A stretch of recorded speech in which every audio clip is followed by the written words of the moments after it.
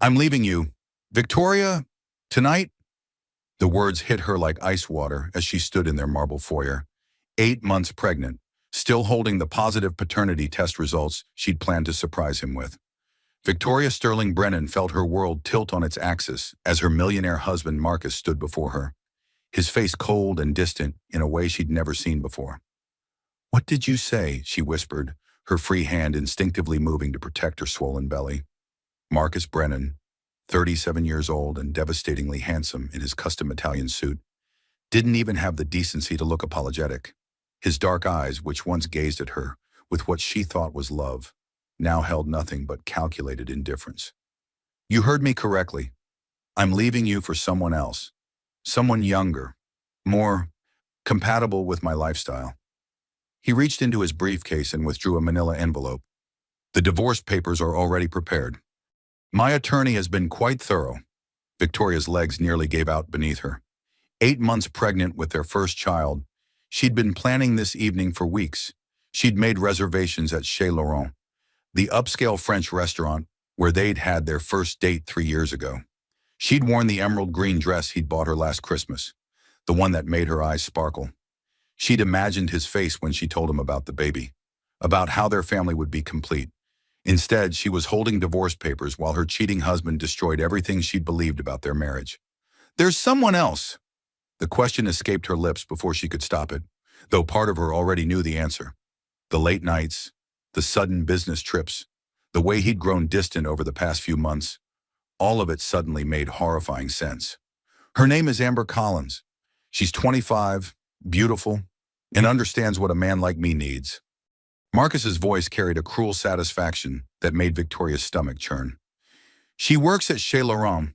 Actually, I thought it would be appropriate to tell you there, considering that's where this all began." The irony wasn't lost on Victoria. The restaurant where they'd fallen in love would now be the site of their marriage's destruction. She felt tears burning behind her eyes but refused to let them fall. Not yet. Not in front of him. "Marcus, I'm 8 months pregnant with your child. Doesn't that mean anything to you?" Her voice cracked despite her efforts to stay strong. He shrugged, the gesture so casual it felt like a slap. "Children are expensive, Victoria, and frankly, I'm not ready for that kind of commitment. Amber and I have discussed it, and we've decided we want to travel. Enjoy life while we're young." "While you're young?" Victoria couldn't hide her shock. "You're 37 years old, and I'm carrying your baby." Biology is inconvenient sometimes," Marcus replied with stunning callousness. "But my attorney assures me that with the prenuptial agreement we signed, my obligations will be minimal." Victoria remembered signing that prenuptial agreement 3 years ago, back when she was desperately in love and trusted Marcus completely. She'd been so naive, believing his explanation that it was just a formality his lawyers required. Now she realized it had been a trap from the very beginning. "I want you moved out by the end of the week," Marcus continued, checking his expensive Rolex as if this conversation was keeping him from something important. "Amber will be moving in on Saturday." The casual cruelty of it took Victoria's breath away. "You're bringing her to our home, to the nursery we painted together. It's my home. Victoria, check the deed if you need a reminder." His smile was cold and victorious. "Your name isn't on anything that matters." As the full scope of her situation became clear, Victoria felt something deep inside her begin to break. Not just her heart, that had shattered the moment he said he was leaving. Something deeper. The trusting, optimistic part of her that had believed in fairy tales and happy endings. "Why?" she whispered. "Why did you marry me if you never loved me?" Marcus's laugh was bitter and ugly. "Love, Victoria. You were convenient. A small-town girl with a modest trust fund and no family to interfere. You were supposed to be grateful, manageable. But lately, you've become—" He gestured at her pregnant form with distaste. "Complicated." The modifier hit her like a physical blow. He'd married her because he thought she'd be easy to control, easy to discard when something better came along. Her modest trust fund, the small monthly payments she received from her family's investments, had been part of his calculation all along. "I trusted you," she said, her voice barely audible. "That was your mistake." Marcus glanced at his watch again. "I have dinner reservations with Amber at 8. I trust you can see yourself out." He turned to leave, then paused at the door. "Oh, and Victoria, don't even think about trying to take me for everything in the divorce. I've had the best lawyers money can buy working on this for months. You'll get exactly what the prenuptial agreement allows, which isn't much." With that final, devastating blow, Marcus Brennan walked out of their penthouse, leaving Victoria standing alone in the marble foyer of what she'd thought was their home, holding divorce papers and the ultrasound photo of their unborn daughter. As the door closed behind him with a soft click, Victoria finally allowed herself to break. The tears came in great, gasping sobs that shook her entire body. She sank into the nearest chair, clutching her belly as if she could somehow protect her baby from the emotional devastation surrounding them both. But even as she cried, something else was awakening inside Victoria Sterling. Something that had been sleeping for far too long. Something that Marcus Brennan had just made the fatal mistake of underestimating. Because while Marcus thought he'd married a naive small-town girl with a modest trust fund, he'd actually married the sole heir to the Sterling Hotel empire, a $2 billion fortune he didn't even know existed. And Victoria Sterling was about to remind him that the most dangerous enemy is the one you never see coming. Victoria sat in the marble foyer for what felt like hours, though the grandfather clock in the hallway told her only 20 minutes had passed since Marcus walked out. 20 minutes since her life imploded. 20 minutes since she learned that her millionaire husband had been planning her destruction for months, while she lovingly prepared a nursery for their child. The divorce papers lay scattered around her feet where she'd dropped them. She forced herself to pick them up, to read through the legal language that would strip away everything she'd thought was hers. Marcus had been thorough and cruel. The prenuptial agreement she'd signed in trusting love 3 years ago was airtight.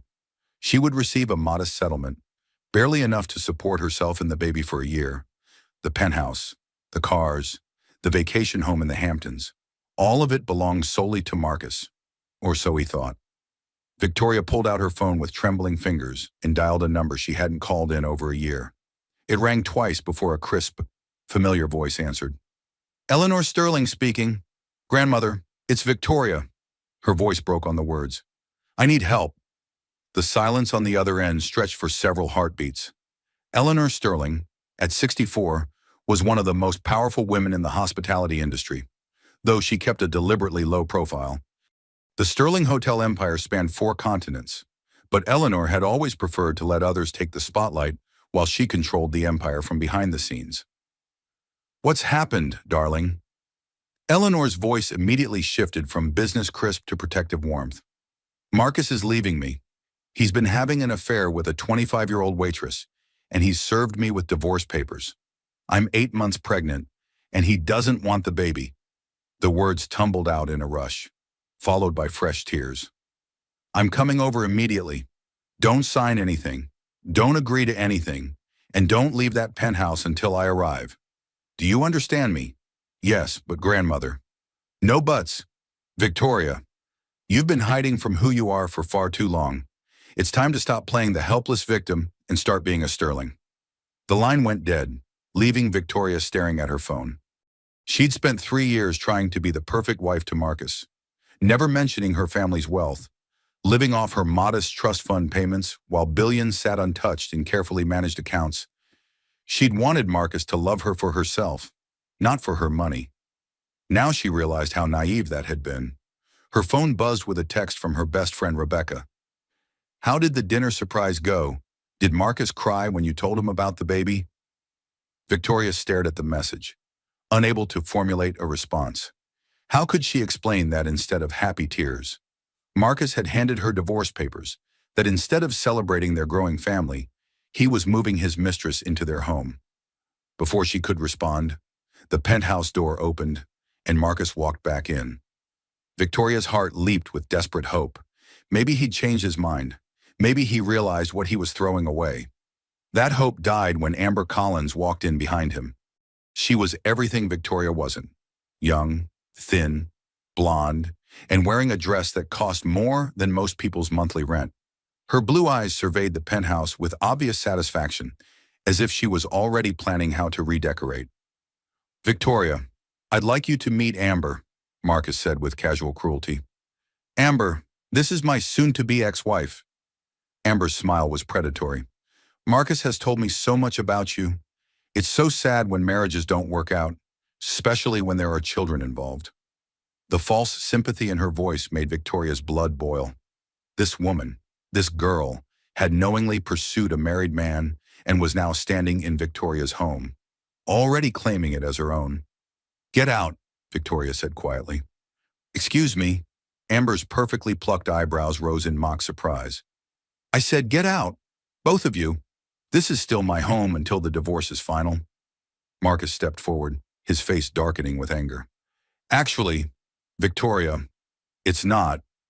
The lease is in my name. The deed is in my name, and you have no legal right to be here. I'm being generous by giving you until the end of the week." "Generous?" Victoria struggled to her feet, her pregnant belly making the movement awkward. "You call destroying our marriage and abandoning your unborn child generous?"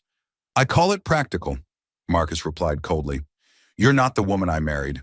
Victoria, you've become demanding, emotional, and frankly, the pregnancy has made you less attractive." Amber giggled at his cruel words, linking her arm through his possessively. "Don't worry, baby. Some women just don't know how to take care of themselves during pregnancy." Victoria felt something snap inside her chest. Not break. She'd already broken in the foyer. This was different. This was the sound of her patience, her kindness, her willingness to be walked on, finally reaching its limit. "You know what, Marcus? You're absolutely right. I'm not the woman you married." Victoria's voice grew stronger with each word. "The woman you married was naive enough to believe your lies.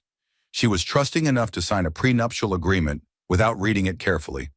She was foolish enough to think that love conquers all." She moved closer, ignoring the way Amber instinctively stepped back. "But that woman is gone, and the woman standing here now, she's about to become your worst nightmare." Marcus laughed, but there was something uncertain in his eyes. "Is that supposed to be a threat? You have no money, no connections, no power? What exactly are you going to do?" Victoria smiled, and for the first time since this nightmare began, she felt genuinely happy. "You're about to find out." The sound of the elevator opening interrupted the tense standoff. Eleanor Sterling emerged, elegant and commanding in her perfectly tailored Chanel suit. At 64, she moved with the confidence of a woman who had built an empire and wasn't about to let anyone threaten what was hers. "Victoria, darling," Eleanor said, crossing the room to embrace her granddaughter. "I came as soon as I could." Marcus frowned, studying Eleanor with growing confusion. There was something familiar about her, something that nagged at the edge of his recognition. "And you must be Marcus," Eleanor continued, turning to face him with a smile that didn't reach her eyes. "I've heard so much about you, though I must say, the reality is rather disappointing." "I'm sorry, who are you exactly?" Marcus demanded, his authority clearly threatened by this woman's commanding presence. Eleanor's smile grew sharper. "I'm Eleanor Sterling, Victoria's grandmother." The color drained from Marcus's face as recognition finally hit. Eleanor Sterling. The Eleanor Sterling. The woman who had built one of the world's largest hotel empires from nothing. The woman whose net worth was estimated in the billions, though she kept her exact fortune carefully hidden from public scrutiny. Amber looked between them in confusion, clearly not understanding the significance of the name, but Marcus understood. Oh, he understood perfectly. "Sterling," he whispered, the pieces finally clicking into place. "Victoria Sterling, not Victoria Mitchell from a small town in Ohio." "Oh, she is from a small town in Ohio," Eleanor said pleasantly. "She just happens to own most of it." Victoria watched with satisfaction as her millionaire husband realized he'd just made the biggest mistake of his life. He'd abandoned a billionaire heiress for a waitress, and he was about to pay a price he'd never imagined possible. "Now then," Eleanor continued, settling into the leather chair as if she owned the place, which, Victoria realized, she probably could if she wanted to. "Shall we discuss how this divorce is really going to proceed?" The silence in the penthouse stretched like a taut wire, broken only by the soft tick of the grandfather clock and Amber's confused whisper of, "What's happening?" Marcus stood frozen, his face cycling through emotions: shock, disbelief, calculation, and finally, a desperate kind of anger. "That's impossible," he said, his voice hoarse. "Victoria doesn't have that kind of money. I've seen her bank accounts. I've seen her trust fund statements. She gets $3,000 a month from some family investments. Eleanor Sterling's laugh was musical and sharp. Oh, my dear boy, you've seen exactly what we wanted you to see. Did you really think the Sterling family would allow our heir to marry without proper investigation? Victoria felt a chill run down her spine. Grandmother, what do you mean, darling? We had Marcus thoroughly investigated before you even brought him home for Christmas. We knew about his financial troubles, his wandering eye, his pattern of targeting women with money. Eleanor's gaze never left Marcus's increasingly pale face. The question was whether you'd be smart enough to see through him on your own. You knew, Victoria's voice rose. You knew he was using me and you said nothing. I hoped you'd figure it out before it went this far, but when you didn't, Eleanor shrugged elegantly. Sometimes we have to let people show us who they really are. Marcus found his voice, though it shook with barely controlled fury. You manipulated us. You set up fake accounts, fake trust funds. Nothing fake about them. Eleanor interrupted smoothly. Victoria's trust fund is quite real. It's simply the smallest of her many accounts. Tell me, Marcus, did you ever wonder why a woman with a modest trust fund could afford designer clothes, expensive jewelry, first-class vacations? Victoria remembered all the times Marcus had complimented her style, her taste in fine things. She'd told him the items were gifts from family, hand-me-downs from wealthy relatives. He'd been so eager to believe in her family's money that he'd never questioned the inconsistencies. The emerald necklace you gave her for your anniversary, Eleanor continued relentlessly. She already owned a better one.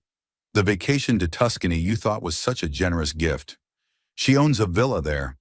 The car you're so proud of buying her, she could purchase the entire dealership without checking her account balance. Amber finally found her voice. Marcus, what is she talking about? You said Victoria was just some nobody from Ohio? She is nobody, Marcus said desperately, but his conviction was cracking. She works as a freelance graphic designer. She shops at department stores, not boutiques. She's never shown any signs of wealth. Because she was trying to be the woman she thought you'd love, Eleanor said, her voice softening with genuine affection for her granddaughter. Victoria has spent the last 3 years playing small, hiding her intelligence, her ambition, her birthright, all for a man who was planning to betray her from the very beginning. Victoria felt the truth of those words settle into her bones. She had made herself smaller, dimmer, more manageable. She'd hidden not just her fortune, but her sharp business mind, her natural leadership abilities, her strength. All so Marcus would feel comfortable, superior, in control. The $3,000 a month, she said slowly, pieces clicking into place. That's not my trust fund. That's my allowance. A very modest allowance, Eleanor confirmed. Designed to see how you'd manage on a limited budget, how you'd prioritize expenses, whether you'd develop the discipline needed to run an empire responsibly. Marcus's face was red with rage and humiliation. You've been lying to me for 3 years. Everything about our marriage has been a lie. No, Victoria said, her voice growing stronger. I loved you. That was real. The woman you fell in love with was real. The only lie was believing that you could love me for who I am instead of what I could give you. And what exactly can you give me? Marcus demanded, his businessman's mind already calculating. If you're really as wealthy as she claims, then the prenuptial agreement protects nothing, Eleanor finished smoothly. Did you think the Sterling family lawyers would allow their heir to sign away her birthright? Every document you've signed, every agreement you've made, has been carefully crafted to protect Victoria's interests. Victoria stared at her grandmother in shock. The prenuptial agreement, null and void the moment you conceive a child, a clause your husband's attorneys somehow missed in their eagerness to strip you of your imaginary assets. Eleanor's smile was razor-sharp. Amazing how the best lawyers money can buy can overlook the most important details when they're not actually the best lawyers money can buy. The implications hit Marcus like a physical blow. His face went from red to white as he realized the scope of his miscalculation. James Whitfield has been handling the Sterling family legal affairs for over 20 years, Eleanor continued. He's been monitoring your divorce proceedings with great interest, particularly the parts where you've attempted to hide assets and manipulate financial records. James Whitfield, Marcus whispered. Whitfield was legendary in legal circles, known for representing only the wealthiest families and never losing a case. He'll be joining us shortly to discuss the real terms of your divorce, Eleanor said. Terms that will ensure Victoria and her child are properly provided for, while ensuring you receive exactly what you deserve. Amber tugged on Marcus's sleeve, her voice high with panic. Marcus, maybe we should leave. This is getting complicated, and I don't understand what's happening. Victoria looked at the young woman who had helped destroy her marriage and felt something unexpected. Pity? Amber had been used just as much as Victoria had, though she'd been a willing participant in the deception. Amber, Victoria said gently, you should know that Marcus is broke. His company is leveraged to the point of bankruptcy. The lifestyle he's promised you, the wealth he's claimed, it doesn't exist. That's not true, Amber protested, but her voice wavered with uncertainty. Ask him about the creditors calling his office. Ask him about the investors threatening to pull funding. Ask him why he really needs a quick divorce settlement. Victoria's voice remained calm, but her words hit their target with surgical precision. Marcus's silence was damning. Amber stared at him with growing horror as the pieces of her own puzzle began falling into place. You told me you were worth millions, she whispered. You said once the divorce was final, we'd travel the world. You promised me a life of luxury. I will be worth millions, Marcus said desperately. Once I get my settlement from Victoria. There is no settlement, Eleanor said with finality. There will be no payout, no division of assets, no financial rescue for your failing empire. In fact, by tomorrow morning, I suspect your business will find itself in considerably more difficulty than it's already experiencing. The threat in her voice was unmistakable. Victoria realized she was seeing her grandmother in full CEO mode for the first time, and it was both terrifying and thrilling. You can't do this, Marcus said, but he sounded like a man grasping at straws. I have rights. I have contracts. You have what the Sterling family allows you to have, Eleanor replied. And after tonight, that's going to be considerably less than you might hope. The elevator chimed again, and James Whitfield emerged. He was a distinguished man in his mid-40s, impeccably dressed and carrying himself with the quiet confidence of someone who had never lost a legal battle. Mrs. Sterling, Victoria, he greeted them warmly before turning to Marcus with professional coolness. Mr. Brennan, I believe we have some documents to discuss. As James began spreading papers across the marble coffee table, Victoria felt the last of her old life falling away. The naive, trusting woman who had hidden her light to make her husband comfortable was gone forever. In her place stood Victoria Sterling, heir to a billion-dollar empire, and she was ready to claim everything that was rightfully hers. The penthouse had transformed into a war room. James Whitfield spread documents across the marble coffee table with the precision of a general laying out battle plans. Eleanor sat regally in the leather chair, her fingers steepled as she watched Marcus realize his world was crumbling. Victoria stood by the floor-to-ceiling windows, looking out at the city lights, feeling stronger with each passing moment. Let's begin with the prenuptial agreement, James said, his voice professionally neutral despite the devastation his words would bring. The document you believe protected your assets actually contains several interesting clauses. Marcus leaned forward desperately. I read every word of that agreement. Victoria gets a modest settlement and nothing more. You read the version our junior associate prepared for your review, James replied smoothly. However, the document actually filed with the courts contains some additional provisions that become active under certain circumstances. What circumstances? Marcus demanded, though his voice suggested he already feared the answer. Adultery for one, abandonment of a pregnant spouse for another, deliberate concealment of financial troubles, fraud, and manipulation of joint assets. James's voice remained pleasantly professional as he delivered each devastating blow. You've managed to trigger all of them. Amber shifted nervously beside Marcus. Marcus, I think we should go. This doesn't feel right. No, Marcus snapped, his composure finally cracking completely. I'm not leaving until I understand what's happening here. 3 years ago, I married a small-town graphic designer with a modest trust fund. Now you're telling me she's some kind of billionaire heiress. Not some kind of, Eleanor corrected mildly. She is the sole heir to the Sterling Hotel empire. The trust fund you've been so fascinated by represents approximately 0.01% of her actual net worth. Victoria turned from the window, studying the man she'd loved for 3 years. Did you ever love me, Marcus? Even a little. His silence was answer enough, but he provided words anyway. I thought I did. You were beautiful, sweet, manageable. You seemed grateful for my attention, my gifts, my lifestyle. Grateful, Victoria repeated softly. You wanted a grateful wife, not an equal partner.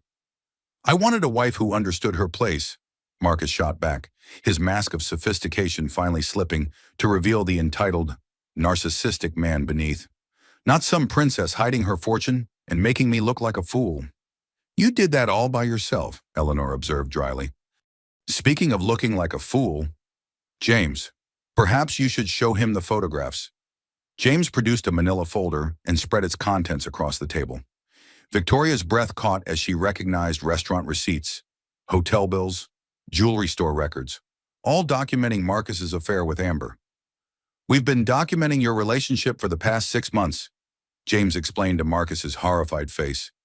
Every dinner, every hotel room, every expensive gift you've bought with joint account funds, funds that legally belong to Victoria. You had us followed, Amber whispered, her face pale. We had Marcus followed, Eleanor corrected. You just happened to be there for the more recent documentation.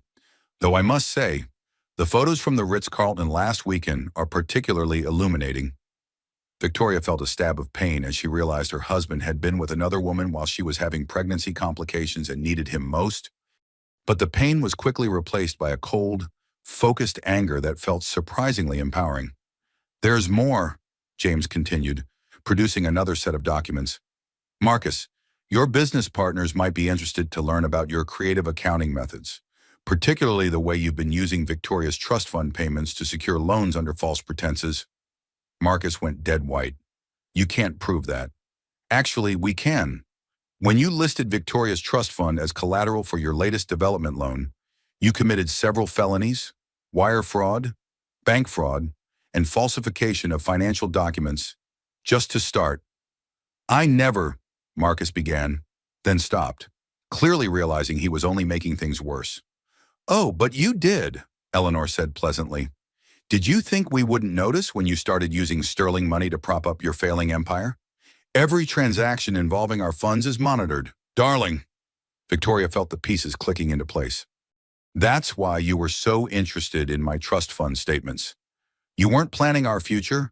You were stealing my money to save your business. I was being resourceful, Marcus said desperately. Married couples share assets. What's yours is mine. What's mine was never yours, Victoria replied, her voice steady and cold. And what's yours is about to become nothing at all. James cleared his throat. Speaking of nothing, Marcus, you should know that several of your major investors received some interesting information today. Information about your true financial status, your fraudulent loan applications, and your tendency to abandon pregnant wives for younger women. You can't do that, Marcus said, but his voice lacked conviction. That's libel, slander. It's public record, Eleanor interrupted. Your divorce filing is public record. Your loan applications are reviewed by multiple institutions. Your arrest record will be public record very shortly. Arrest record, Amber squeaked. Wire fraud is a federal crime, James explained gently, as if he were discussing the weather. The FBI takes a very dim view of people who manipulate financial institutions with falsified documents.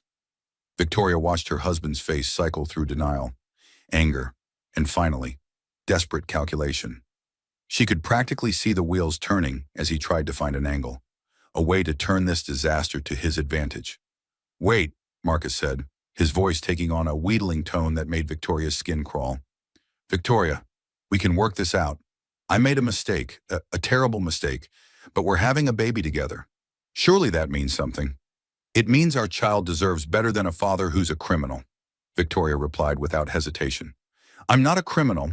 I'm a businessman who made some aggressive choices. With your family's resources, we could build something amazing together. Think about it. The Sterling Hotel empire combined with my development expertise. The audacity of it took Victoria's breath away. You're asking me to fund your failing business while you continue your affair with your girlfriend? Amber and I? That's over, Marcus said, not even glancing at the woman beside him.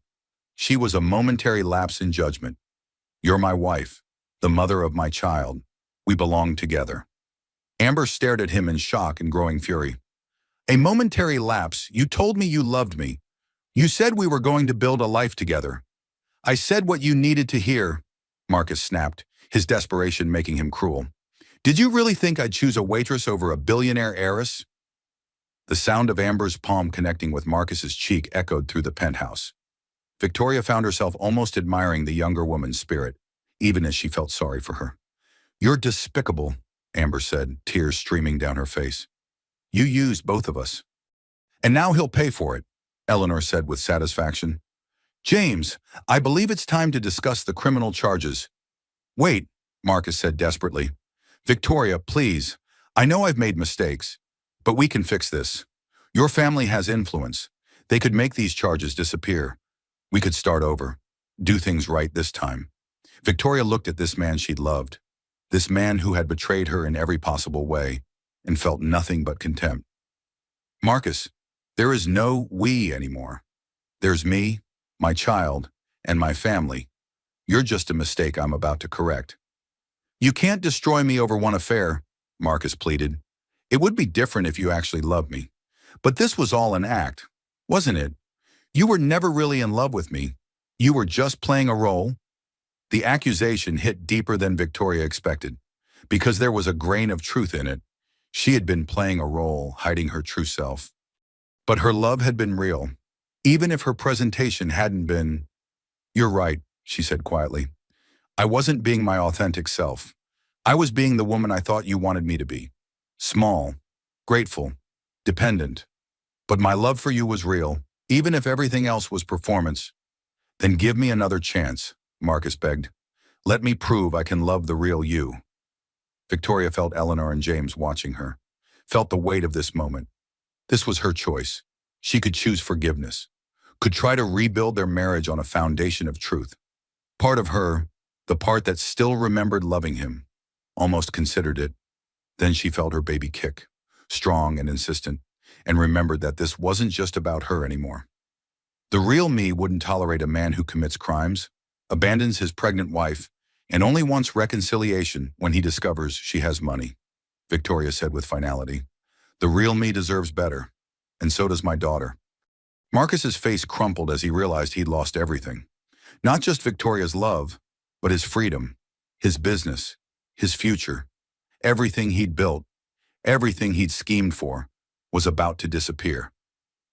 This isn't over, he said, his voice carrying a threat that made Eleanor's eyes narrow dangerously.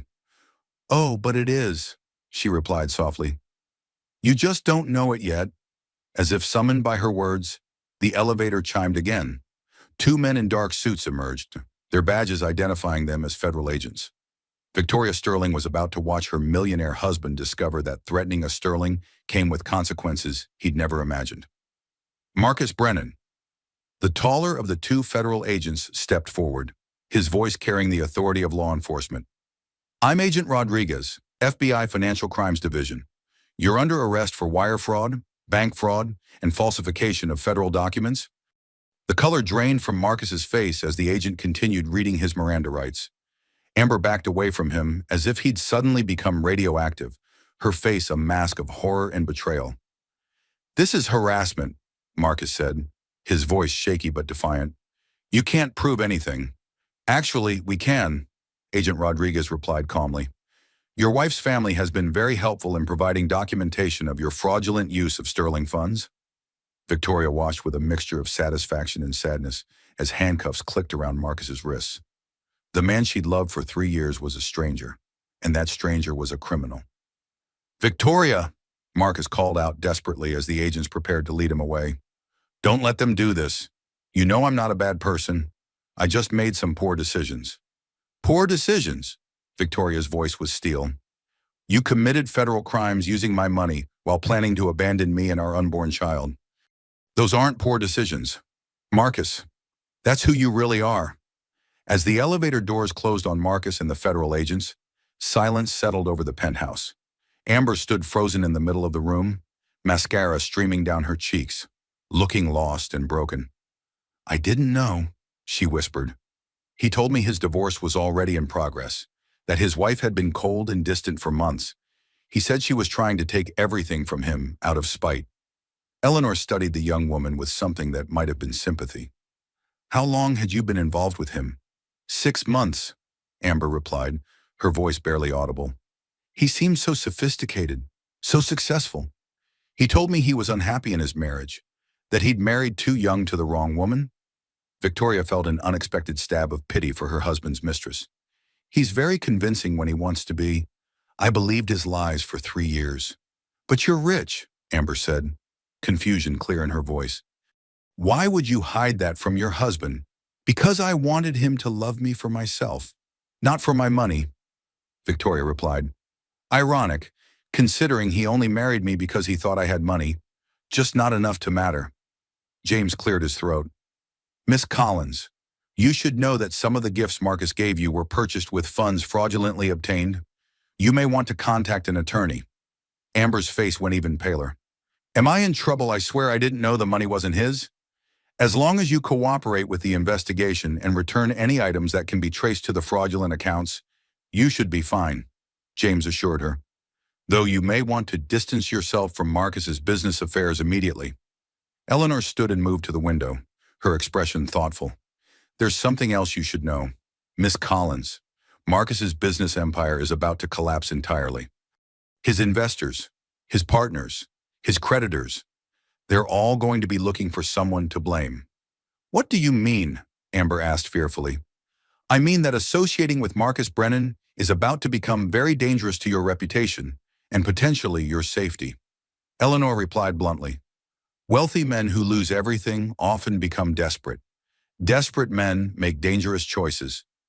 Victoria felt a chill at her grandmother's words. "You think Marcus might try to hurt someone?" "I think Marcus is about to discover that actions have consequences, and not everyone who loses money because of his fraud will be as civilized about it as we are." James gathered his documents efficiently.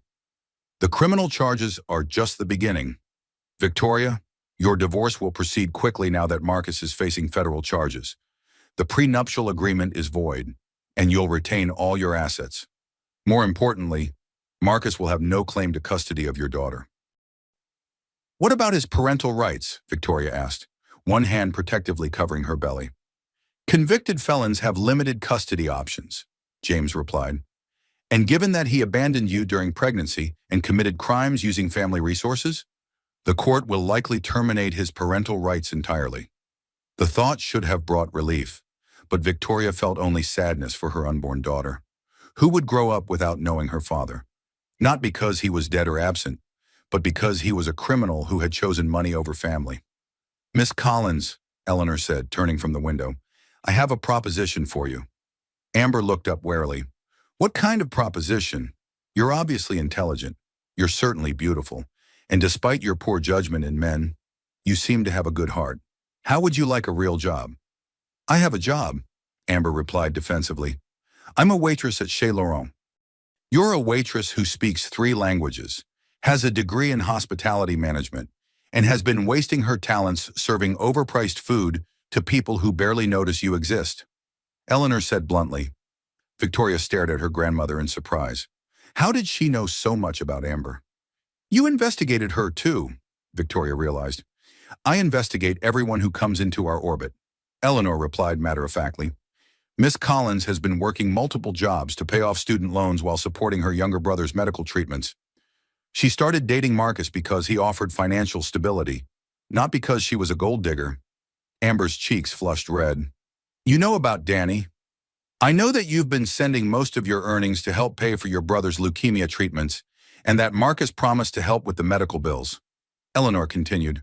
"I also know that he never intended to follow through on that promise." Fresh tears spilled down Amber's cheeks.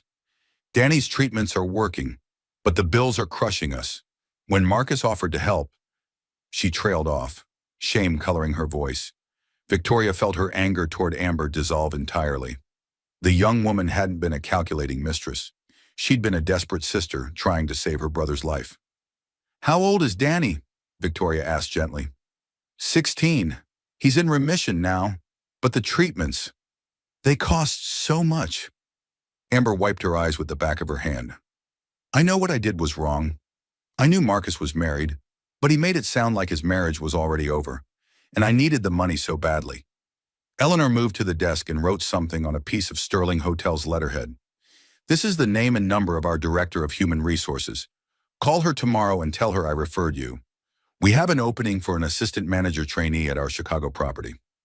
The salary is $60,000 to start, with full medical benefits that would cover your brother's ongoing treatments." Amber stared at the paper as if it might disappear. "Why would you help me? I helped destroy your granddaughter's marriage?" "You were a victim too," Eleanor replied simply. "And I don't believe in punishing people for being desperate enough to trust the wrong person. But if you take this job, you work for it. I don't give handouts. I give opportunities. And yes, ma'am. Thank you." Amber clutched the paper like a lifeline. "I don't know how to repay you. By building a life you can be proud of," Victoria said, "and by staying far away from married men." After Amber left, the penthouse felt eerily quiet. Victoria sank into the leather chair, feeling emotionally and physically exhausted. The baby kicked restlessly, responding to her elevated stress levels. "Grandmother, why did you help her?" Eleanor poured herself a brandy from the bar cart. "Because she reminded me of someone I knew once. A young woman who made desperate choices because she was trying to save someone she loved." "Someone you knew?" "Me," Eleanor said simply. "I married your grandfather not for love, but because my family was drowning in debt and he offered financial salvation. The difference is that he turned out to be a good man who became the love of my life. Amber wasn't so fortunate." Victoria studied her grandmother with new eyes. "I never knew the family had financial problems." "We didn't have financial problems. We had financial disasters. Your great-grandfather made some spectacularly bad investments in the 1980s. When I married your grandfather, the Sterling name was worth more than the Sterling bank account. But you built the hotel empire together. We built it together, but it was my business sense and his engineering genius that made it work, plus a considerable amount of luck and some very strategic partnerships." Eleanor sipped her brandy thoughtfully. "The point is, Victoria, that people aren't always what they seem on the surface. Amber made terrible choices, but she made them for understandable reasons." Victoria nodded, thinking about her own choices over the past 3 years. "Like me hiding who I really was." "Exactly like that. The difference is that you've learned from your mistakes. Now you get to decide who you want to be going forward." As if summoned by her words, Victoria's phone rang.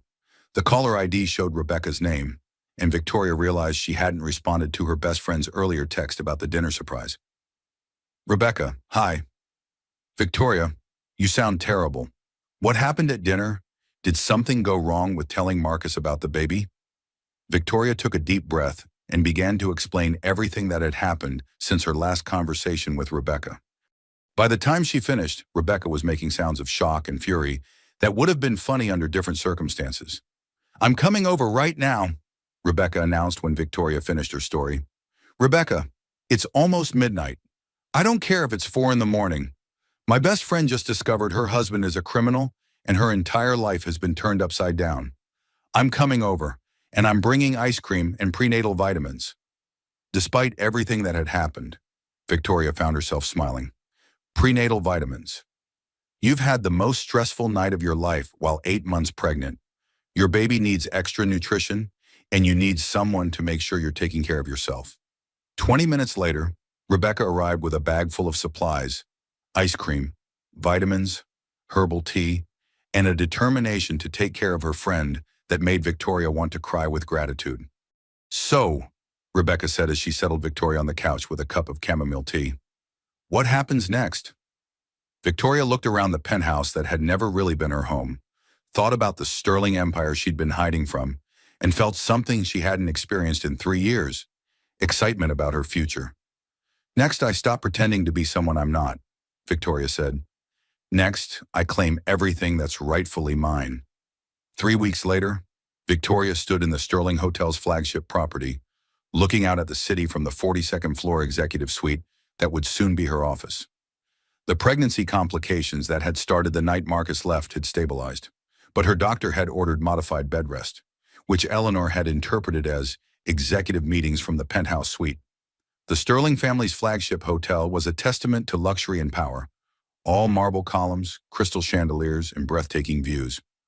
Victoria had spent 3 years living like a middle-class wife, while her birthright waited for her in gleaming towers of glass and steel.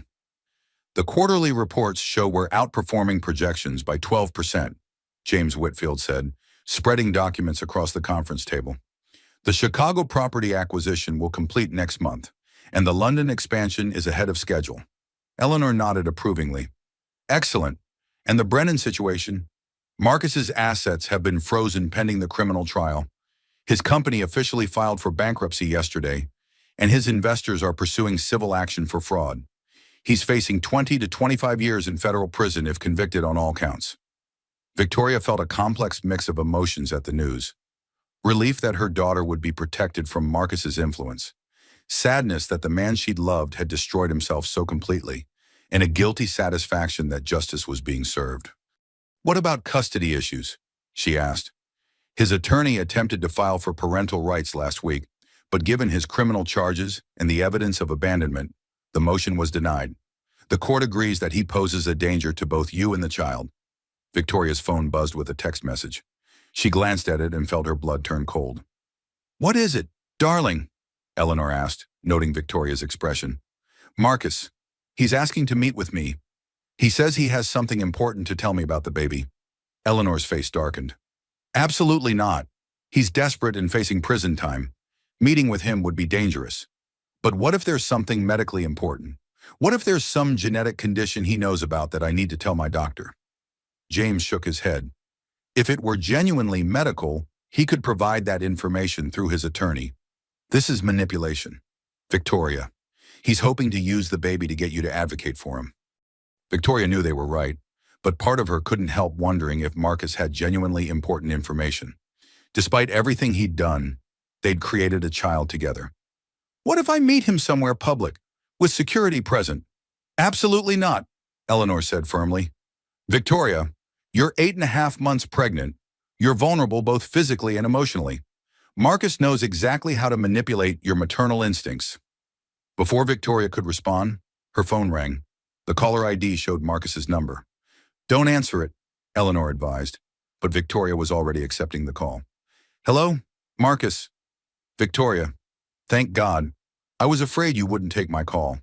His voice sounded strained, desperate in a way she'd never heard before.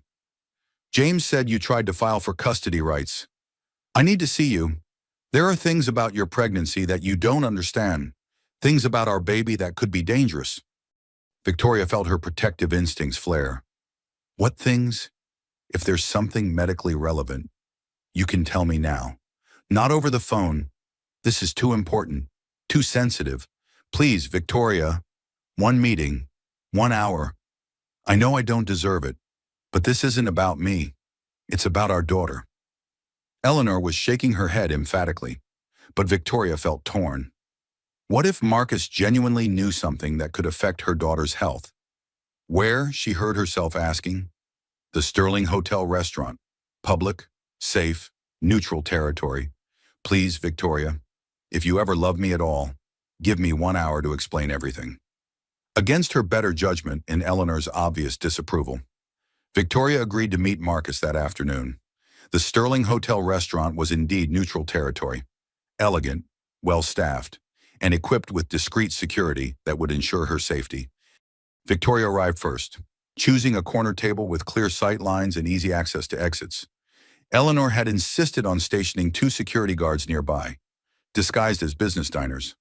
Marcus arrived exactly on time, and Victoria was shocked by his appearance. In 3 weeks, he'd aged years. His expensive suit hung loose on his frame. His skin was pale and drawn, and his eyes held the desperate look of a man watching his world collapse. Thank you for coming, he said, sitting across from her with the careful movements of someone trying not to appear threatening. You have 1 hour, Victoria replied coolly. What's so important about my pregnancy that it couldn't be discussed through lawyers? Marcus leaned forward intently. Victoria, there are things about my family medical history that I never told you. Things that could affect our daughter. A chill ran down Victoria's spine. What things? My father didn't die in a car accident like I told you. He died by suicide when I was 12. He'd been struggling with severe depression and bipolar disorder for years. Victoria felt her protective instincts surge. Are you saying our daughter could have inherited mental health issues? It's possible. My brother Dylan has struggled with depression since his 20s. My grandmother was institutionalized for what they called melancholia back in the 50s. Marcus's voice cracked with what seemed like genuine emotion. I should have told you before, but I was ashamed. I was afraid you wouldn't want to have children with me if you knew. The information hit Victoria like a physical blow. Mental health issues were manageable with proper care, but they required monitoring, early intervention, genetic counseling, information that would be crucial for her daughter's future medical care. Why tell me now, she asked, because I'm facing prison time. And if something happens to me, if I die in there or... Marcus's voice broke. I couldn't live with myself if our daughter suffered because I was too proud to admit my family's problems. Despite everything he'd done, Victoria felt a reluctant stirring of sympathy. If Marcus was telling the truth, sharing this information could save him from years of prison time, but it could also be crucial for their daughter's health. Is there documentation, medical records? Some. My brother has copies of our father's psychiatric records, and I have our grandmother's commitment papers. I can have Dylan send everything to your doctor. Victoria studied Marcus's face, trying to determine if this was another manipulation or genuine concern for their child. The man across from her looked broken, desperate, but also somehow more honest than she'd seen him in years. There's something else, Marcus continued. Something about the night I left you. Something I need to explain. Marcus, please, just listen. He took a shaky breath. I had a complete psychological breakdown. The pressure from my failing business, the mounting debt, the realization that I'd built my entire life on lies. It all came crashing down at once. Victoria remained silent, watching him carefully. I know this doesn't excuse what I did, but I wasn't thinking clearly. I was having panic attacks, not sleeping, making irrational decisions. When I found out about the pregnancy, instead of feeling joy, I felt trapped. The affair with Amber wasn't about love or even attraction. It was about running away from responsibility I knew I couldn't handle. Are you saying you had a mental health crisis? I'm saying I should have gotten help instead of destroying our marriage. I'm saying that if I'd been thinking clearly, I never would have chosen anyone over you and our daughter. Marcus's eyes filled with tears. I'm saying that losing you was the biggest mistake of my life, and I'll regret it until the day I die. Victoria felt something twist in her chest. If Marcus was genuinely mentally ill, if his actions had been the result of untreated psychological issues rather than pure malice, did that change anything? The fraud charges, she said carefully, were those also part of your breakdown? Marcus's face crumpled. Yes, I was making desperate decisions, trying to save my business, trying to prove I was worth something. I knew using your trust fund money was wrong, but I was convinced I could pay it back before you found out. I was convinced I could fix everything. But you couldn't. No, I made everything worse. I destroyed our marriage, betrayed your trust, committed crimes, and hurt the only woman I've ever truly loved. Marcus reached across the table as if to take her hand, then stopped himself. Victoria, I know I don't deserve forgiveness. I know I've lost any chance of having a life with you. But please, for our daughter's sake, don't let my mistakes destroy any chance she might have of knowing her father. Victoria stared at this broken man who had once been her husband, feeling torn between compassion and caution. If Marcus was genuinely mentally ill, if his actions had been symptoms rather than choices, did he deserve a chance at redemption? What are you asking for? Leniency, a character reference for the court. Maybe supervised visitation once our daughter is born. If I can prove I'm getting treatment and staying stable? Marcus's voice was barely a whisper. I'm not asking you to forgive me or take me back. I'm just asking for a chance to be the father our daughter deserves. Victoria felt her daughter kick strongly, as if responding to the emotional tension in the air. She thought about growing up without a father, about the importance of family connections, about the possibility of redemption and second chances. "I need time to think," she said finally. "Of course. Take all the time you need." Marcus pulled out a business card. "That's my brother Dylan's number.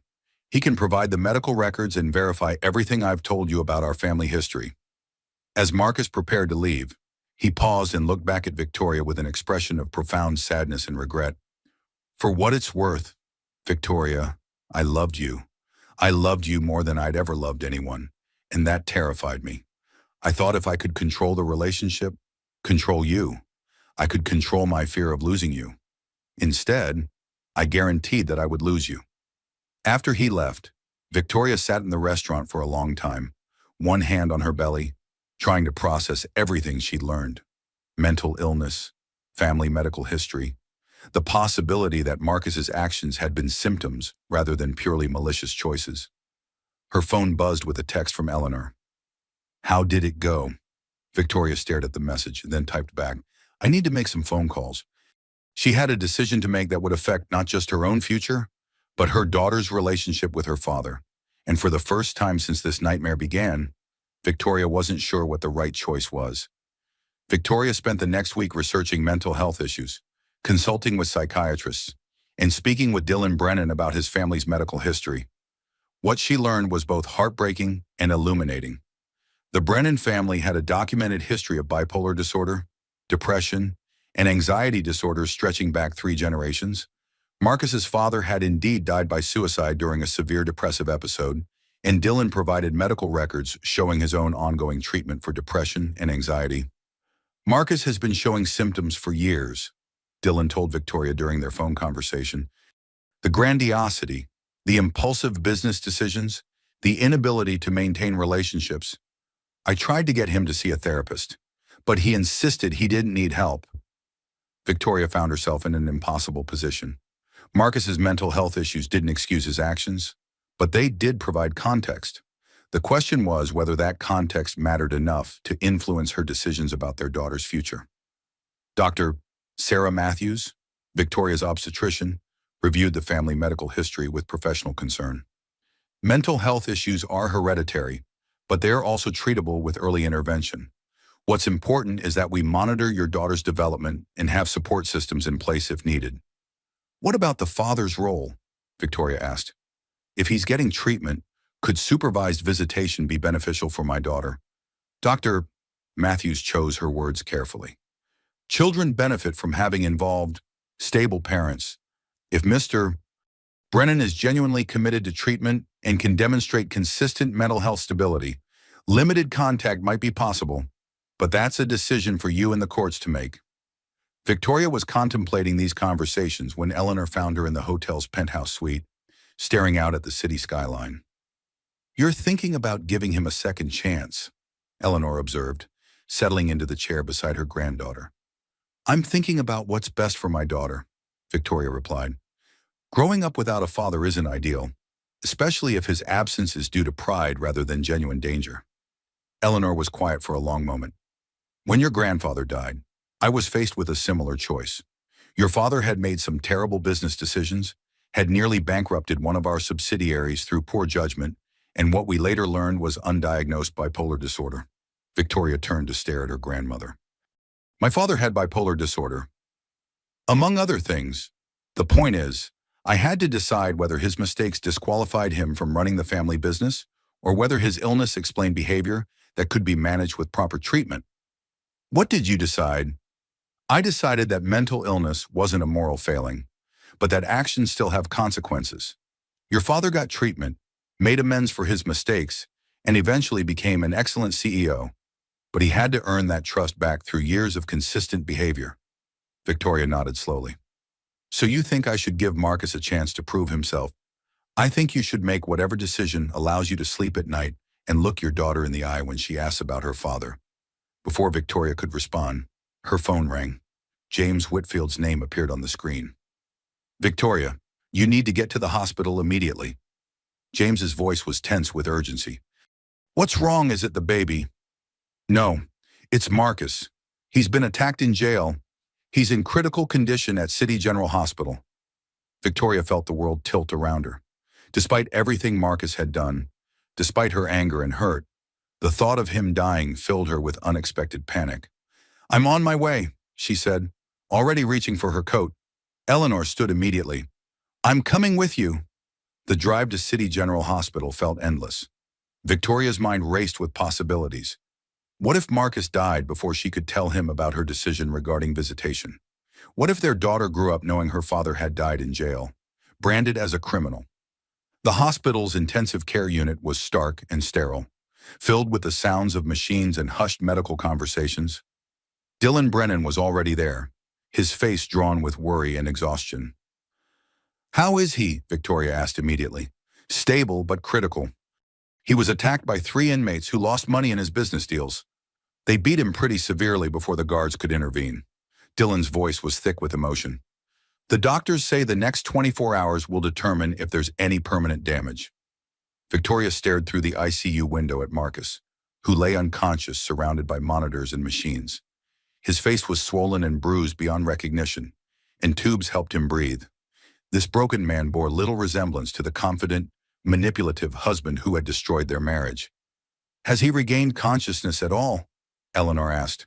"Briefly, this morning." He asked for Victoria. Dylan turned to her with pleading eyes. "I know he doesn't deserve your compassion after what he's done, but he's my brother. He's the only family I have left." Victoria felt her daughter kick restlessly, responding to her elevated stress levels. "Can I see him?" The ICU nurse allowed Victoria 5 minutes at Marcus's bedside. Up close, the extent of his injuries was even more shocking. His breathing was labored, and machines monitored every vital sign. "Marcus," she said softly, taking his hand carefully to avoid the IV lines. "If you can hear me, I want you to know that I've decided to support your request for eventual, supervised visitation. After you're recovered, after you've gotten proper mental health treatment, we can discuss limited contact with our daughter."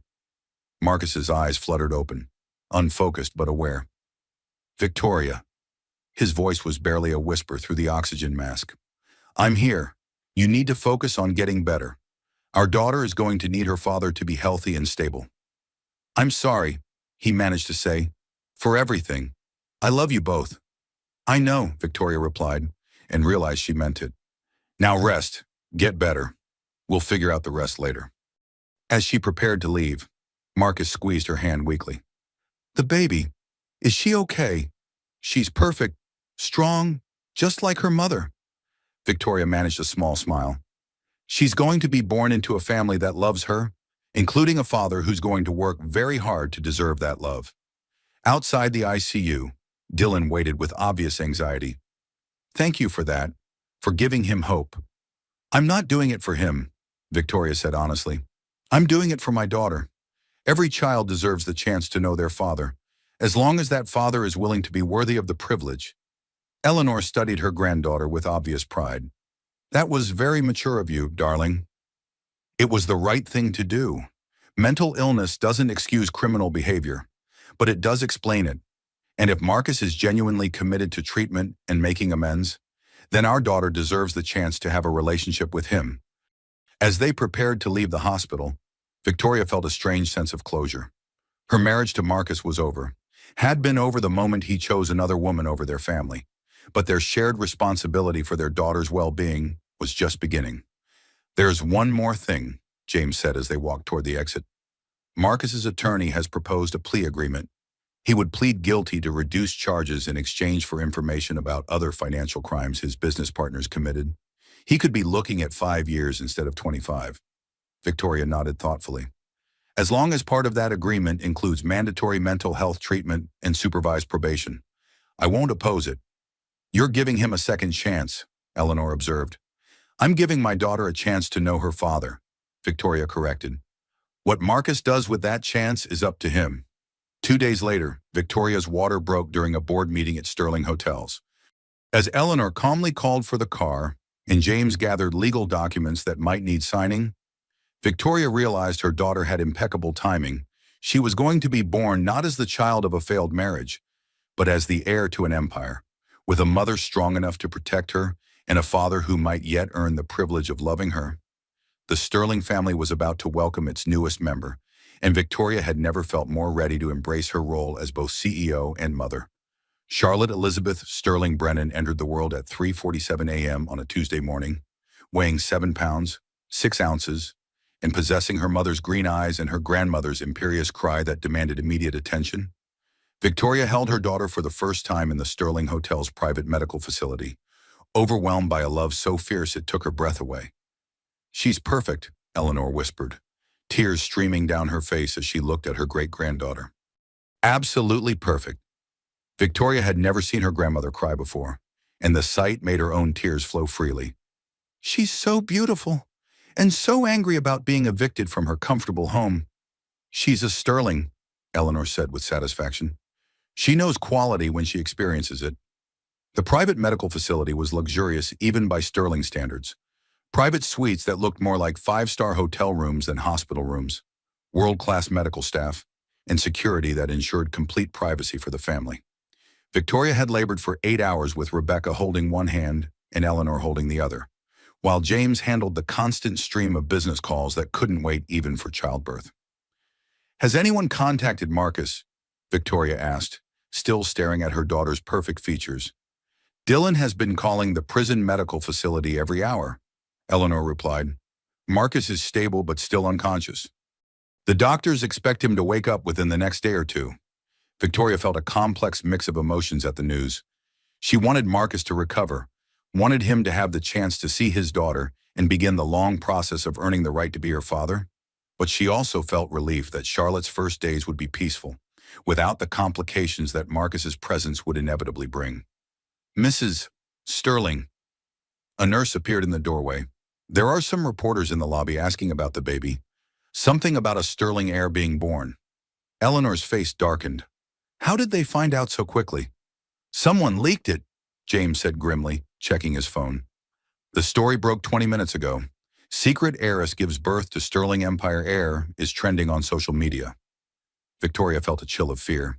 She'd hoped to keep Charlotte's birth private, at least until she was ready to deal with the media attention that came with being a Sterling.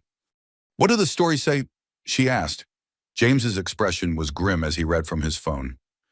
"They're calling Charlotte the billion-dollar baby and speculating about her inheritance. There are also less flattering stories about Marcus and the circumstances of your divorce." "Let me see." James handed her the phone reluctantly. The headline made Victoria's stomach clench. "Pregnant heiress husband jailed for fraud while she gives birth to billion-dollar baby."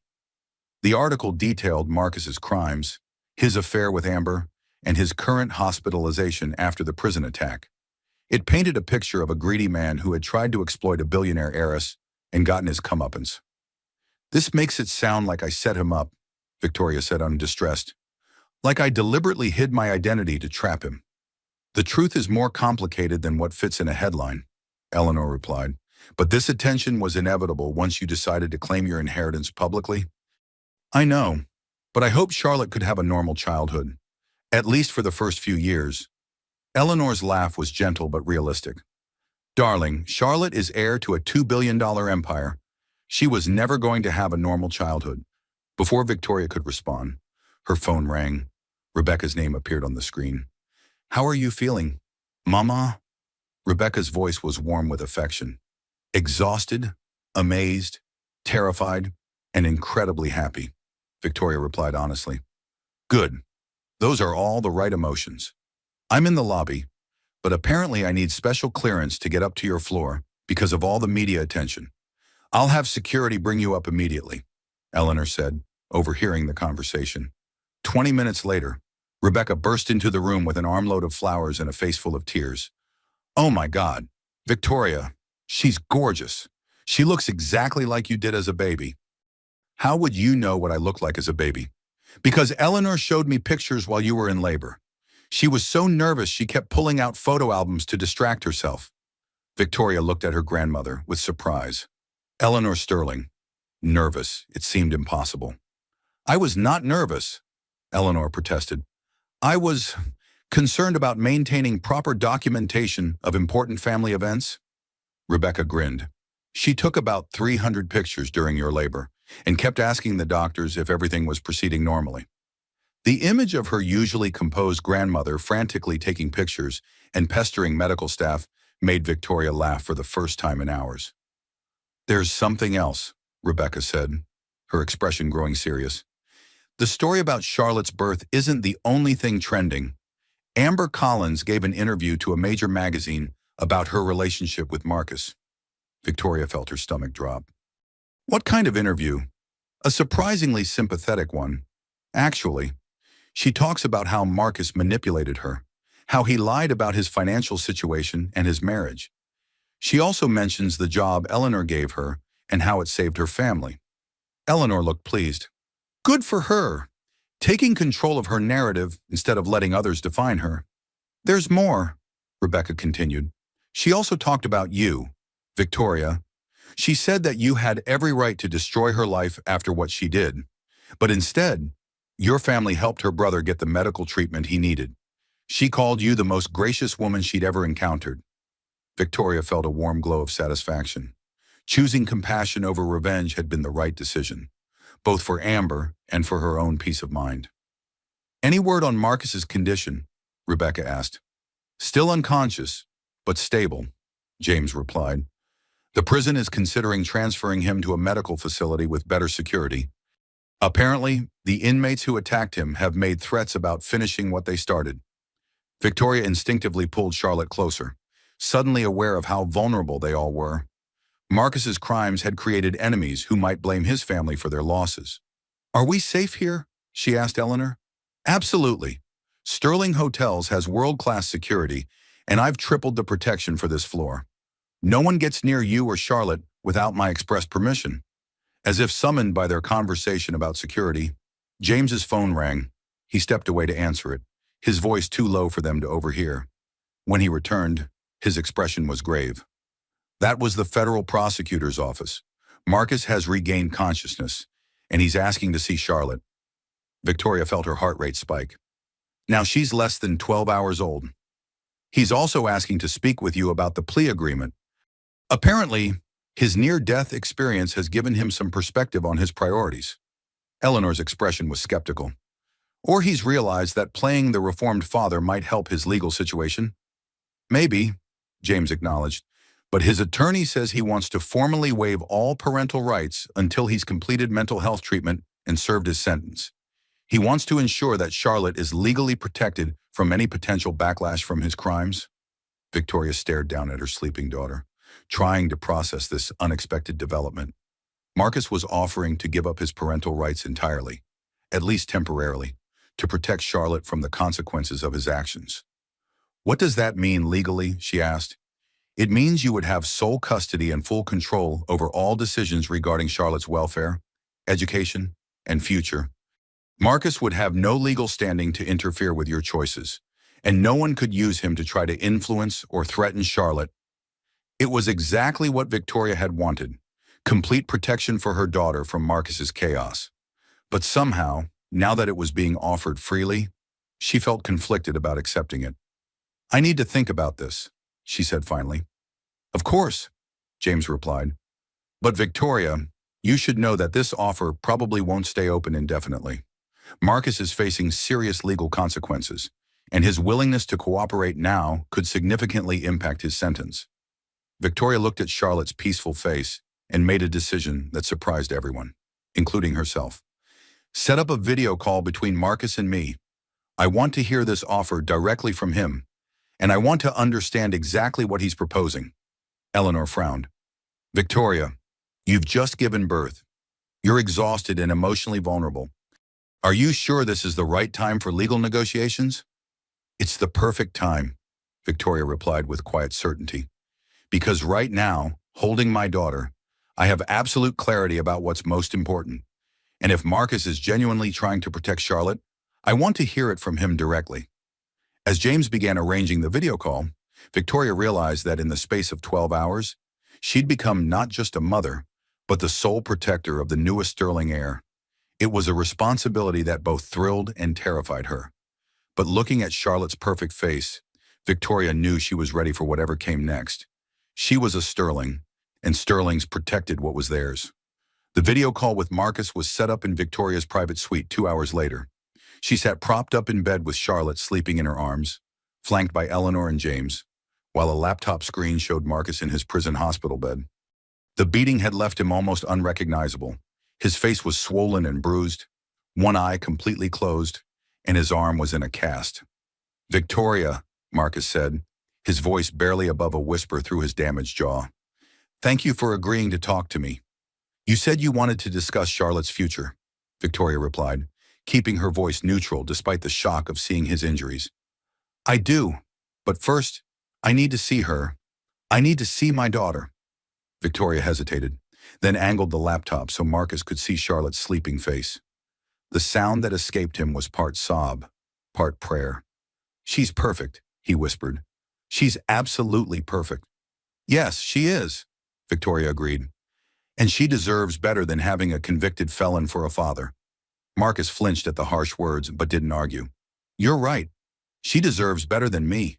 Better than this whole situation. That's why I'm prepared to sign away my parental rights." James explained the basic terms. "But I want to hear this from you directly." Marcus took a shaky breath, the effort clearly painful. "I'm pleading guilty to all charges in exchange for a reduced sentence of 7 years with mandatory mental health treatment. I'm also signing documents that temporarily terminate my parental rights until I can prove I'm mentally stable and financially responsible for at least 2 consecutive years after my release." Eleanor leaned forward. "What does temporarily terminate mean exactly?" "It means that for the next 9 to 10 years, I have no legal claim to Charlotte. Victoria has complete custody, complete control over all decisions regarding our daughter's life. I can't interfere, can't demand visitation, can't use Charlotte as leverage in any way." Victoria studied Marcus's battered face, trying to read his motivations. "Why would you agree to this?" "Because I love her," Marcus said simply. "Because I love both of you. And love means protecting the people you care about even when it costs you everything." "This is quite a change from the man who was planning to abandon his pregnant wife," Eleanor observed coldly. Marcus's remaining good eye filled with tears. "Getting beaten nearly to death gives you perspective on what matters. I've lost everything. My business, my freedom, my family. The only thing left that I can do right is ensure that Charlotte never suffers because of my mistakes." "What about when you get out of prison?" Victoria asked. "What happens then? If I can prove I'm stable, if I can show that I'm worthy of being her father, then maybe you'll consider letting me be part of her life. But that's your choice. Victoria, completely your choice." James cleared his throat. "There's another component to this agreement. Marcus is providing testimony against his business partners who were involved in the financial crimes. Several other people are facing charges based on his cooperation, including people who might hold grudges against our family," Eleanor added meaningfully. Marcus nodded painfully. "That's the other reason for the parental rights waiver. If I have no legal connection to Charlotte, then anyone looking for revenge against me can't use her to get to me. She's completely protected." Victoria felt Charlotte stir in her arms and looked down at her daughter's perfect face. Every decision she made now would shape Charlotte's entire future. "I have conditions," she said finally. "Anything," Marcus replied immediately. "You complete the full mental health treatment program, not just what's required for your plea deal. You get treatment for whatever underlying issues led to your crimes, the narcissistic abuse patterns, the manipulation, the financial irresponsibility." "Agreed. You pay restitution to everyone you defrauded, including the Sterling Family Trust Fund. Every penny, with interest." Marcus nodded. "My attorney is already working on the restitution calculations. And when you get out of prison, if you want any relationship with Charlotte, you start with supervised therapy sessions, not visitation, therapy, where a mental health professional can evaluate whether you're genuinely stable or just performing stability." That's fair," Marcus said quietly. Eleanor spoke up. "And if you violate any aspect of this agreement, if you attempt to contact Charlotte or Victoria outside the agreed parameters, the Sterling family will ensure you face the full consequences of your original charges." "I understand," Marcus replied. "And Eleanor, Mrs. Sterling, I want you to know that I'm grateful. You could have destroyed me completely, and you chose mercy instead. I didn't choose mercy, Eleanor replied crisply. I chose what was best for my great-granddaughter. Don't mistake strategic kindness for forgiveness. As the call ended, Victoria felt a strange sense of closure. The man who had betrayed her was taking responsibility for his actions and protecting their daughter in the only way he could. It wasn't the ending she'd dreamed of when she married him, but it was an ending she could live with. Are you comfortable with this arrangement? James asked. I'm comfortable knowing that Charlotte will grow up safe from Marcus's chaos, but with the possibility of knowing her father if he proves himself worthy of that privilege, Victoria replied. Rebecca, who had been quietly observing from the corner, spoke up. What happens now? Do you go back to the penthouse? Victoria looked around the luxurious hospital suite, then at Eleanor. Actually, I think it's time I moved into the Sterling family residence. Charlotte should grow up surrounded by family, and I need to start learning how to run the hotel empire. Eleanor's smile was radiant. I was hoping you'd say that. The family estate has been waiting for its next generation. Over the next few weeks, as Victoria recovered from childbirth and Marcus began serving his sentence, the media attention gradually died down. The story of the billionaire heiress and her criminal husband became old news, replaced by fresher scandals and newer dramas. Amber Collins thrived in her new position at Sterling Hotel Chicago, sending Victoria regular updates about her brother's improving health and her own growing confidence in the hospitality industry. True to Eleanor's assessment, she proved to be intelligent, hardworking, and grateful for the opportunity to rebuild her life. Marcus's business partners were convicted on various fraud charges, some receiving longer sentences than Marcus due to their lack of cooperation. The Sterling family's strategic acquisition of Marcus's debts meant they controlled the liquidation of his assets, ensuring that victims of his fraud were compensated while the family recouped their losses. Most importantly, Charlotte thrived. She was a healthy, alert baby who seemed to study the world around her with the same intensity her great-grandmother brought to business negotiations. Eleanor doted on her shamelessly, while Victoria learned to balance motherhood with the gradual assumption of her responsibilities as heir to the Sterling Empire. She's going to be formidable, Eleanor observed one afternoon as they watched 6-week-old Charlotte track the movement of her mobile with laser focus. She's going to be loved, Victoria replied. Everything else is secondary. As Victoria looked at her daughter and thought about the future, she realized that Marcus's betrayal, devastating as it had been, had given her something invaluable: the courage to claim her true identity and the wisdom to distinguish between love and manipulation. Charlotte Elizabeth Sterling Brennan would grow up knowing her worth, surrounded by women who had built empires and fought battles, protected by wealth and power, but grounded in love and integrity.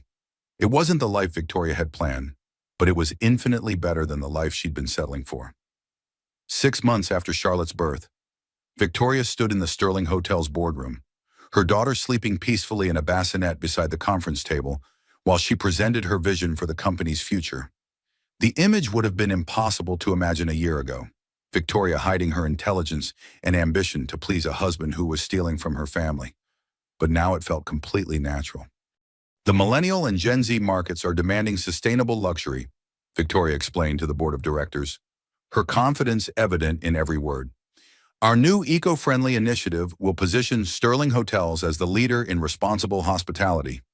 Eleanor watched from her seat at the head of the table with obvious pride as Victoria fielded questions from board members who had initially been skeptical of the young heiress. In 6 months, Victoria had proven herself to be not just Marcus's abandoned wife, but a brilliant businesswoman in her own right. The preliminary numbers from our pilot program show a 23% increase in bookings among travelers under 35. Victoria continued. Guests are willing to pay premium rates for luxury that aligns with their values. After the meeting, Eleanor and Victoria walked through the hotel's lobby, Charlotte alert and curious in her stroller as guests and staff greeted them warmly. You've exceeded every expectation, Eleanor said. The board is ready to officially name you as my successor. Victoria felt a thrill of pride and accomplishment. Are you ready to retire? I'm ready to be a great-grandmother who spoils Charlotte while her mother runs the empire. Eleanor replied with a smile. Though I reserve the right to interfere occasionally. As they reached Victoria's office, James appeared with an update that made them both pause. Marcus's first parole hearing has been scheduled for next month, he announced. He's completed the mental health treatment program and has been serving as a tutor for other inmates. His counselors say he's made remarkable progress. Victoria felt a familiar mix of emotions at the mention of Marcus's name. How much of his sentence will he have served? 3 years, which is typical for someone with his cooperation level and clean prison record. If he's granted parole, he'd be released into a halfway house with continued mental health monitoring. Charlotte chose that moment to wake up and demand attention, her imperious cry filling the office. Victoria lifted her daughter, marveling as always at how perfectly Charlotte fit in her arms. "What do you think?" Eleanor asked. "Are you prepared for the possibility that Marcus might be released soon?" Victoria considered the question carefully. The man who had betrayed her felt like a character from another woman's life. The woman she'd been, eager to please, willing to hide her true self, dependent on male approval, no longer existed. "I think Charlotte deserves the chance to know her father if he's genuinely changed," Victoria said finally. "But he'll have to prove himself worthy of that privilege." Her phone buzzed with a text from Rebecca. "Dinner tonight, I have news." Victoria smiled, remembering her best friend's mysterious excitement over the past few weeks. "Rebecca wants to have dinner tonight. She's been acting secretive lately." "Good," Eleanor said. "You need friends who knew you before you became a sterling CEO. They keep you grounded." That evening, Victoria met Rebecca at their favorite restaurant, not Chez Laurent, where Marcus had destroyed their marriage, but a cozy bistro where they'd celebrated promotions and birthdays and life changes over the years. "You look amazing," Rebecca said as Victoria settled Charlotte into a high-end baby carrier that allowed her to sleep through dinner. "Motherhood and power suit you. I feel like myself for the first time in years," Victoria admitted. "Who knew that becoming a single mother would be so liberating?" Rebecca grinned. "Speaking of liberation, I have news." David proposed. Victoria squealed with genuine excitement. Rebecca and David had been dating for 2 years, and he was perfect for her, kind, funny, supportive, and completely in love with Rebecca's independence and strength. "Tell me everything." What did he say? As Rebecca described the romantic proposal and showed off her elegant engagement ring, Victoria felt a deep happiness for her friend's joy. It also made her realize how much her own perspective on love and marriage had evolved. "Are you ever sad," Rebecca asked gently, "about how things turned out with Marcus?" Victoria considered the question seriously. "I'm sad about the time I wasted trying to be someone I wasn't. I'm sad that Charlotte won't have a traditional family, but I'm not sad about discovering my own strength or claiming my birthright." "What about love? Do you think you'll want to get married again someday?" "Maybe," Victoria said honestly. "But if I do, it will be to someone who loves me for who I really am, not for what I can give them or how well I can manage their ego." As if summoned by their conversation about love, Victoria's phone rang. The caller ID showed a number she didn't recognize. "Victoria Sterling. This is Dr. Michael Chen from the prison medical facility. I'm calling about Marcus Brennan." Victoria's heart rate spiked. "Is he hurt again?" "No, nothing like that. He asked me to call you about his parole hearing. He wanted you to know that he's not requesting any contact with you or Charlotte. He understands that his recovery is his responsibility, not your concern." "Oh," Victoria said, surprised by the message.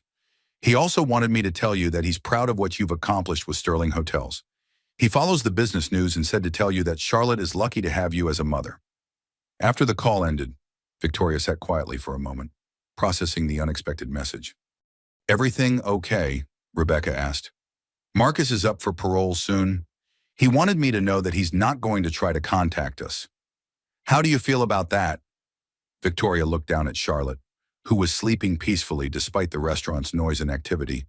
"I feel relieved, actually. It means he's thinking about our well-being instead of his own wants." "That's progress." "It is. And it means I can focus on the future instead of worrying about the past." As they finished dinner and prepared to leave, Victoria realized that she'd built exactly the life she'd always wanted. Meaningful work, financial independence, a beloved child, and the freedom to be completely herself. The path to this life had been painful and unexpected, but the destination was everything she'd dreamed of and more. 6 months later, Victoria received a letter forwarded through James's office. The return address showed it was from Marcus, who had been granted parole and was living in a halfway house while working as a counselor for people with financial addictions. The letter was brief and humble. Victoria, I hope this letter finds you and Charlotte healthy and happy. I wanted you to know that I've completed 2 years of intensive therapy and have started working with people who struggle with the same issues I faced. My counselor says I'm ready to take responsibility for my actions without making excuses. I don't expect forgiveness, and I'm not asking for contact. I just wanted you to know that every day, I'm working to become the kind of man who might someday deserve to know our daughter. If that day ever comes, it will be because you decide I've earned that privilege. Thank you for protecting Charlotte from my mistakes and for giving me the motivation to become better. Marcus. Victoria read the letter twice, then filed it away. Whether Marcus would ever be part of Charlotte's life remained to be seen, but she was glad to know that he was taking responsibility for his recovery. That afternoon, as she reviewed quarterly reports while Charlotte played on a blanket nearby, Victoria realized that her story had come full circle. She'd started as a woman hiding her true self to please a man who didn't deserve her. She'd endured betrayal, heartbreak, and the challenge of single motherhood, but she'd emerged stronger, more confident, and completely in control of her own destiny. Charlotte crawled over to her mother's chair and pulled herself up, babbling happily as she reached for Victoria's attention. At 10 months old, she was already showing signs of the sterling determination and intelligence. "What do you think, sweetheart?" Victoria asked, lifting Charlotte into her lap. "Ready to take over the world," Charlotte responded by grabbing Victoria's pen and attempting to eat it, making her mother laugh with delight. Outside the window, the city stretched endlessly, full of possibilities and opportunities. The Sterling Hotel empire was thriving under Victoria's leadership. Charlotte was healthy and happy, and the future held infinite potential. Victoria Sterling had learned that the most powerful revenge against those who underestimate you is not destruction, but success. She'd taken every attempt to diminish her and transformed it into fuel for her own growth. As Charlotte fell asleep in her arms, Victoria looked out at the empire she would someday pass to her daughter and smiled. The Sterling legacy would continue, stronger than ever, in the hands of women who knew their worth and refused to settle for anything less than they deserved. The heiress had claimed her throne, and she was just getting started.